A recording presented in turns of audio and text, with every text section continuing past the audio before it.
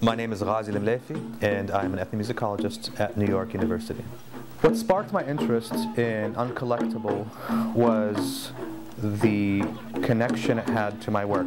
As an ethnomusicologist who's studying Kuwaiti pearl diving music, I realized that the music that took place on the Kuwaiti pearl diving boats, pearl diving as a way of life in general, no longer exists. So when I am researching my material, I know that I'm kind of in an investigative state of kind of searching for traces and residues that circulate around this thing. I went on a 7-day heritage pearl diving expedition. I met people like Ammi Nukhba Khalifa Rashid, an old Kuwaiti pearl diver, who was passing on his knowledge to captains, younger captains, who were passing on their knowledge to about 100 boys on this trip. This kind of knowledge can only be transferred corporeally, from one body to another.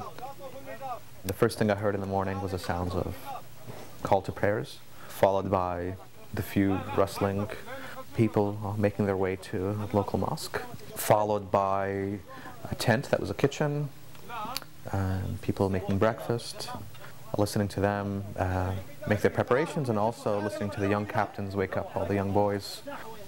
Sounds of captains yelling at the children for not getting up quick enough or not moving quick enough. I remember hearing sounds of a captain picking up a kid and throwing him overboard as a lesson in please listen.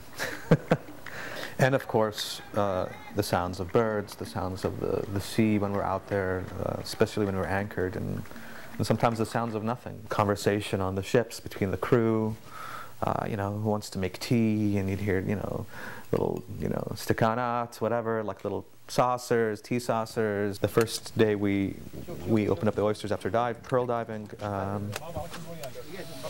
So the soundscape, obviously, was you could hear the tools trying to open up.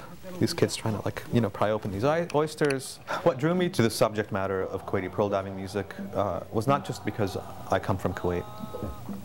Rather, I found out during the Gulf War when I was about 12 or 13 years old, while my grandfather was staying with us, that he was once a captain of a pearl diving ship in Kuwait. I am one grandson of one Kuwaiti pearl diver in Kuwait, and I'm among, you know, thousands and thousands of such grandsons and granddaughters of pearl divers. So it is also just a tribute to say thank you. We will not forget you, and thank you for letting us stand on your backs.